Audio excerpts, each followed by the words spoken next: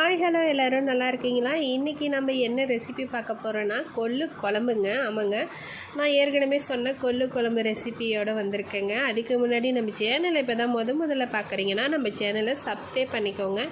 அப்போ தான் நான் போடுற வீடியோ உங்களுக்கு உடனுக்குடனே வரும். ஓகேங்க, கொள்ளு பருப்பு ஒரு 100 கிராம் இல்லை 200 கிராம் எடுத்து ஒரு 2 சொம்பு தண்ணி ஊற்றி ஒரு 5 விசில் விட்டு நல்லா மூடியை திறந்து ஆற வச்சுருக்கேங்க. இப்போ ஒரு மசாலா ரெடி பண்ணிடலாம். சின்ன வெங்காயம், சீரகம், கருவேப்பிலை, தக்காளி, வரமிளகாய் இதெல்லாம் எண்ணெயில் போட்டு நல்லா வதக்கிக்கலாங்க. வதக்கி இதுவும் ஆறினதுக்கு அப்புறமா கொள்ளு பருப்போட ஒன்றா இதையும் போட்டு நல்லா அரைச்சி எடுத்துக்கலாங்க. செம்ம டேஸ்ட்டாக நல்லா வாசமாக இருக்கும்.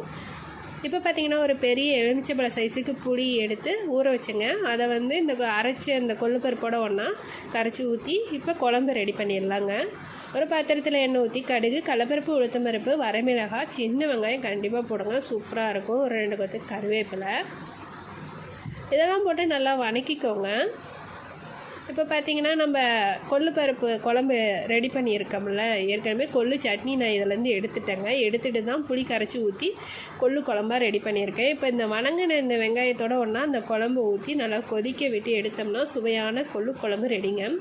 நான் இந்த டைமில் பார்த்திங்கன்னா மஞ்சத்தூளும் உப்பும் சேர்த்துக்கிறேங்க. உப்பு, காரம், புளிப்பு எல்லாமே உங்கள் டேஸ்ட்டுக்கு தகுந்த மாதிரி வச்சுக்கோங்க.